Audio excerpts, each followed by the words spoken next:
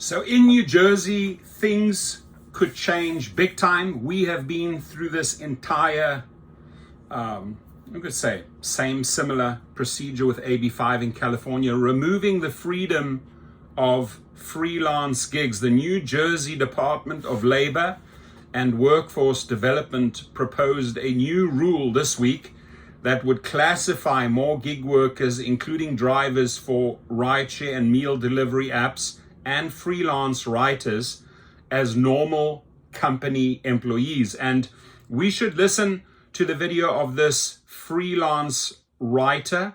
Her name is Kim Caven. She's on the subcommittee for workforce protections.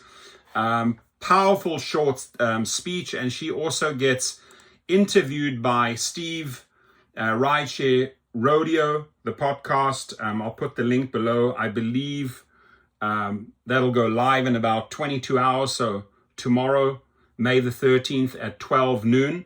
But let's just play this video quickly before we jump back into the article. Thank you, Chairman Kiley and Ranking Member Adams. Thank you. You're welcome. For the opportunity to address the committee today. I'm a 50-year-old freelance writer and editor from New Jersey. After 10 years as a staff editor for newspapers and magazines, I decided to freelance. I've been successful and happy in this career for 20 years. Being an independent contractor is my chosen way of working, as it is for tens of millions of Americans. A few years ago, I couldn't have even told you who all my elected officials were. But then in 2019, California passed Assembly Bill 5. That law snowballed into a shocking series of events that include me testifying here today. California's law used language called the ABC test to strictly redefine who can and cannot earn income as an independent contractor. This ABC test is, quite frankly, impossible for many legitimate independent contractors to pass. Freelancers in California immediately began losing their income and their careers. And yet, almost overnight, my own state of New Jersey tried to fast-track a copycat of the California bill. So, several of us freelance writers created Fight for Freelancers to protect our careers. We blanketed the media with op-eds and interviews, and in a matter of weeks, our group swelled to thousands of members from many professions.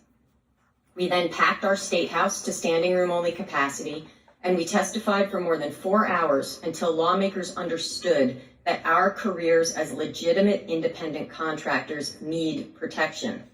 Thankfully, the New Jersey bill died. But then, members of Congress ignored the chaos on the West Coast and the outcry on the East Coast and began work to advance this same ABC test nationwide with the Protecting the Right to Organize Act. At that point, every independent contractor in America, tens of millions of us, had our livelihoods in the crosshairs. It's been more than 3 years now since California's law went into effect, and the lesson could not be clearer. Attempts to restrict the choice of self-employment do not create lots of new jobs. When you rewrite the rules to misclassify legitimate independent contractors, you destroy our income and careers. I'm here today to ask for your help in stopping these attacks on Americans like me. We are grateful that a few Senate Democrats joined with Republicans in the last term and refused to pass the PRO Act, but we remain deeply concerned that the same ABC test language remains in that bill now. We're also disturbed by recent actions at the U.S. Labor Department, which is rewriting its independent contractor standard in a way that will misclassify legitimate independent contractors. The current nominee to lead that department, Julie Su, supported and enforced the California law. It's remarkable to me that such a freelance-busting ideologue would even be considered for the nation's top workforce protection job. In the face of all these threats to our livelihoods, our grassroots, nonpartisan Fight for Freelancers coalition only keeps growing. We're now a national force. Our recent amicus briefs, including one that we wrote for the U.S. Supreme Court, were co-signed on behalf of hundreds of thousands of Americans. And make no mistake about who we are. Our members have voted for everybody from Bernie Sanders to Donald Trump. All of our co-founders and about 80% of our members are women. Our members include senior citizens, Generation Z, people of color, people with disabilities, union supporters, and just about every other demographic you can imagine. All of us are united on this issue. American citizens have had the right to hang out a shingle and go into business for ourselves since the day this nation was founded. It's a right that a third of the workforce, including me, exercises every day. Please fight for freelancers and protect our right to choose self-employment. I see that I have 30 seconds left. I'd like to speak directly to you, Ranking Member Adams. You said something that was correct in your opening statement. You said misclassification harms our economy. I agree with you, ma'am, and I hope we can have a conversation today about just how much harm it's going to do our economy if you misclassify tens of millions of Americans like me. So that ranking member, I'm going to play another video here. I actually found that video, which is extremely powerful, the dialogue between those two. Just to jump back into the article, while the rules purport to provide protections to independent contractors, New Jersey BIA Vice President of Government Affairs, Alyssa Frank, said the proposal will instead reduce their freedoms while greatly increasing labor costs for business. The main takeaway is that under the proposal, it will be extremely difficult to be considered an independent contractor in New Jersey, Frank said, and that may be what the Department of Labor's goal is in the name of workers' protections. But we contend that this rule, as currently written, will do much more harm than good. It will undoubtedly reduce autonomy for freelance workers, and it will greatly add to business labor costs. It will also likely add to increased prices in an already unaffordable state and less service for customers, particularly for the many people who use services like Uber, Lyft, Grubhub, or DoorDash. Knowing your ABCs. Now we're going to jump back to the ABCs, but I got to play you this video, my friends. Advocate against restrictive worker classification tests at the state and federal levels. Here we go. It's coming right now. It's coming right now, my friends. During this time, what's been your experience interacting with federal and state lawmakers and regulators who are seeking to implement policies that would destroy your career? I have had lawmakers laugh in my face. They have ignored us by the dozens in public hearings. They have refused to give us a seat at the table when they are writing regulations. Sorry, I apologize. About us. Perhaps most egregiously, we have been told that if we want to see any changes in the language of the legislation that we're questioning and challenging, that we can't even discuss it with our elected officials. We have to discuss it with the AFL-CIO. I have numerous examples in my written testimony of things that we have endured these past few years. I'll share one brief story with you here now. We did a phone call with the top aide on the PRO Act to U.S. Senator Patty Murray. It was the 4 co-leaders of Fight for Freelancers, all of us women. One of them is a working mom named Karen Morin from Georgia. And Karen explained to this aide that in the previous year, as a freelance writer, she'd had about 30 different clients, and she was able to manage her couple of kids, the carpools, the Girl Scout cookies, all the things that she does, because she was her own boss and she could work with those people as she pleased. Karen then explained to this aide that the best case scenario, forget about her income being wiped out, but the best case scenario, if this ABC test goes nationwide, is she now has 30 part-time bosses. And she asked this aide, how is a human being supposed to do anything with 30 part-time bosses? How could you schedule so much as a bathroom break, let alone function?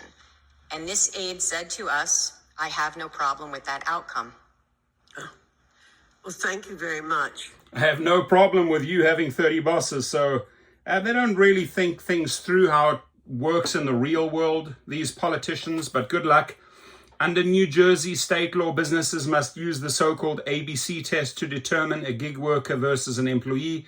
That means independent contractors are required to be free from control and direction by the business, do work outside of a firm's usual course of business and places of business, be engaged in an independent and established trade, occupation, profession, or business.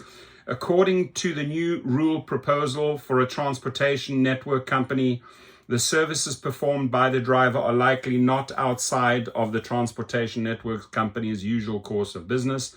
In other words, under requirement B, drivers for a ride-sharing company, for example, would no longer fall under the definition of a freelance worker. That person then would be an employee. And that employee under the proposal would be subject to employment taxes and other requirements under the new employer. Also, under prong B of the ABC rules, a drywall installation company engaging a drywall installer or a country club engaging a caddy to work on a golf course would be deemed not outside the putative employer's usual scope of business. So those example gig workers would also be defined as employees. Additionally, under prong C in the new proposal, a worker having multiple employers would not equate that individual as having an independently established trade or profession, nor would a license in a specific occupation. Further, the proposed regulations state that paying someone by IRS Form 1099 versus an IRS Form W-2 does not transform that individual into an independent contractor. Past precedents. The Murphy administration has challenged rideshare businesses in the recent past. It settled a worker misclassification with Uber in 2022 for $100 million, with the company not acknowledging that their drivers are employees. The state also currently suing for Lyft for $17 million in worker misclassification practices. The work being done in New Jersey to combat worker misclassification is a testament to our state's commitment to justice and fairness in the workplace, Department of Labor Commissioner Robert Azzaro said in a statement. Frank said NJDOLWD's effort to change the rule through the regulatory process is likely because 2019 legislation that attempted to make the same changes stalled in the State House and never made another return. At its core, the bill is out of step with today's work climate for people who actually want gig work. So many freelance workers, from rideshare drivers to freelance writers, want work on their terms when and where they want. Now, just a little side note, just want putting my opinion in. I'm all for independent contractors. Don't get me wrong. But when these companies like Uber and Lyft use that term, our people are independent contractors, you have to treat them as independent contractors. You can't threaten them with deactivations. You can't tell them, oh, you know what, your acceptance rate is too low, your cancellation rate is too high. You got to allow an independent contractor to function as an independent contractor. Otherwise, you are basically branding them an IC, but not following the rules as the company. So, there's a lot of mix-ups here. What states want, what companies want. But at the end of the day, if we do get that title independent contractor, make 100% sure you treat us under those laws, under those independent contractor laws. So Frank said all New Jersey business should be vigorous in meeting classification requirements, while NJBIA and other groups will be working to oppose and mitigate the rule proposal. Frank urged businesses that use independent contractors to be prepared for a DOL audit should one come. Especially in this climate, it's important for businesses to be up to speed on the classification of workers to best avoid penalties, she said. The ABC test can be challenging to understand. We recommend that businesses consider legal counsel to assist them understanding the rules. So we'll see how this plays out, but we have a very interesting panel tomorrow. I'll put the link. Make sure you watch it. I know it's a long video, but this involves a lot of New Jersey independent contractors, a lot of drivers, a lot of Uber and Lyft drivers, a lot of food delivery drivers on Grubhub, DoorDash, Uber Eats. So you can tune in. She's definitely dialed in. I haven't listened to this gentleman yet. Mike Hruby, I haven't heard him, so I want to hear him speak. I think she's very clear and makes good cases before, before these panels, before these politicians. All I want to say is Daryl Khosrowshahi and Lyft CEO David Risher, you definitely want to keep us independent contractors. You've shown that in California. You put $200 million into that fight, but you have to treat them as independent contractors. So quit those threats, stop those wrongful deactivations, stop, giving people timeouts and all the little BS games you are playing with us independent contractors. You are breaking the rules of what an independent contractor can and cannot do. Just a friendly reminder to those two CEOs that don't understand the definition of independent contractor.